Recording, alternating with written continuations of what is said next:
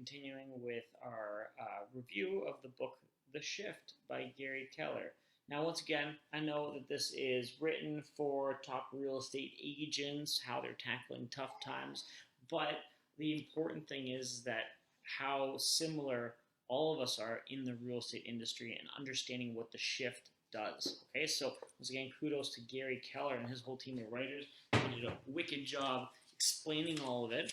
And I'm just doing a cool notes kind of run through. So once again, I invite you guys to ask questions. Let's talk about this. Let's create some dialogue about it because I think it's very, very applicable in the climate that we're going through right now. So once again, part 2 of Shift Happens, which is the intro. Just want to talk about 5 points that they bring up. So number 1 is the law of equilibrium. Number 2 is the 80-20 rule, so Pareto's principle. I know a lot of you guys probably already know what that is. 3, perception trails reality. 4 is the resilience factor. And 5, build a fortress. So starting with number 1 is the law of equilibrium. So for those, equilibrium is obviously the force of nature at the end of the day where it has to be in balance. And all that the law of equilibrium states is that the amount of money that's available in the market today is directly proportional to the amount of people that are going to be earning that money. And that's just a fact. So when you look at the markets that we've had recently, things have been on a steady incline. So it didn't take a strategic real estate investor to really thrive, to really have to be strategic to thrive is what I'm trying to say. Like, anybody and their grandmother really who bought a property in Hamilton and just sat on it could have made money, right? And we saw that just with the appreciation. However, the law of equilibrium states that if there's less money to be made in a particular market, then the players will also be less. And that seems obvious, but all the more reason for us as strategic real estate investors to be smarter and more strategic when we're making plans for what are we going to purchase, what strategy are we going to be implementing on it, what are our exit strategies on these particular properties. All the more reason to pay close attention to that. So that brings us right to step number 2, or point 2, is the 80-20 principle. So Pareto's principle, I'm sure you guys have heard it, but what it talks about is effectively 80% of the effects come from 20% of the causes. So it's very different, or it's very same in just about any sort of application. I think the story originated that he had a vegetable garden, and I think 20% of the plants produced 80% of the vegetables that grew in that particular scenario. No different that in a market that is shifting, or in any market for that matter, 20% of the players in that market will be doing 80% of the business. So us as investors, we want to be part of that 20% of the strategic investors. We don't want to be part of the 80% that have just gotten by based on luck, based on appreciation. Because remember, appreciation is the one factor in real estate investing that we have no control over. Right? We can control the properties we buy, that cash flow. We can control where the loans come from, but we can't control the market. So we have to be strategic and understand what the shift elements are and how can we thrive in this, because there's an opportunity in every scenario, right? So third is perception trails reality. Now, in the book, Gary and them talk about an interesting diagram that I've drawn the skeleton of over here. So what it's effectively talking about is what we see and how the market is, all of our action, like it's a reaction to what's happening. So the perception trails the reality of what's actually going on, right? So if we consider this is the actual what they're saying is the available income. So let's call it the available dollars that can be made in a particular market, in a particular scenario. Now this here represents the number of players. Once again, this may seem obvious, but there's a couple of key points that they illustrate. The difference between the perception of the available dollars and the reality of the number of players trails, and they call that there's like a lagging factor, right? And we can and appreciate that. If there's more money available in the market, then all of a sudden you see more and more real estate agents decide to get their licenses. Or you hear about all these people who are making money flipping houses or doing burrs or whatever the case may be. All of a sudden you catch the bug and you're like, okay, there's all this money to be made. There's more investors now who are thinking that I'm going to get into this market and play the game. It's a no-brainer. The same thing happens on the downward side, but the trail exists, the lag exists. And the key point that he really brings out is that as strategic investors, we have to, and we're going to get to this next point, be resilient, but we have to weather the basic storm of, and he calls this the survive. So this is where we've hit the peak, and now things are heading down.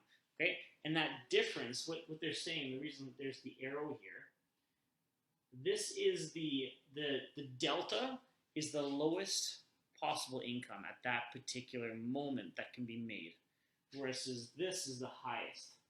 And now that's why they say if you can survive the change and the shift, and you can weather that storm and be part of the 20% of the players, then once things do end up shifting, Pareto's principle still applies, and here is where you really want to be, because this is where you can thrive.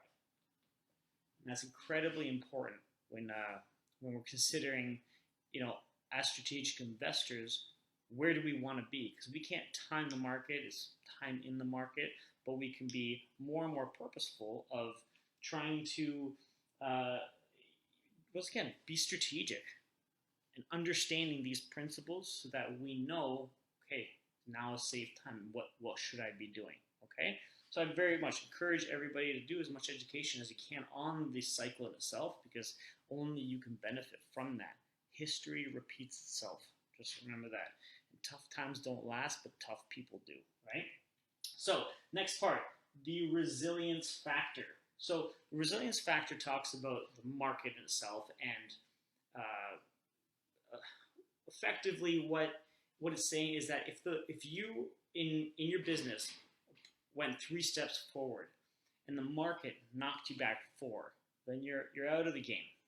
The market has beaten you out of it, right? Now, at the same time, if you've gone up 3 steps and now the market knocks you back 3, then you're just surviving. But if you went up 3 steps, and based on your resilience and based on the actions that you took, if it only knocks you back 2 steps, then you can still thrive in that market. And that's an important kind of concept to wrap around your head. I know it seems like, okay, Alex, it seems pretty obvious, right? But how we're resilient in our businesses is what's really going to set us apart. And how strategic we are in the steps we make and the decisions we make moving forward is all a part of how resilient our businesses are at the end of the day. So that leads us to the final point where he talks about build a fortress, okay? He had another diagram here, which I'm going to very briefly talk about, but what he talks about is if you have, this y-axis here, we're going to call sales activity over time, okay? So in any particular climate, let's say you're this line here, and this is your market share. I call it MS. So if you're an investor and you're buying apartments, or if you are a wholesaler and you are getting off-market opportunities, whatever the case may be, if your market share is here, what they're suggesting is that even in a downward market, hold the market share. Hold your position, hold the line. And what they mean by that is that if, for example, and so make sure I illustrate this properly, so what they talk about is, let's say in this particular section of the market, let's say this time is X. Here you have 20% market share. If you can hold the line, if the market drops by this difference, then you can actually now have what would be considered 35% market share, which is Y. And once again, if the market decreases once again, it's a big delta, now all of a sudden here you might actually hold 50% of the market share.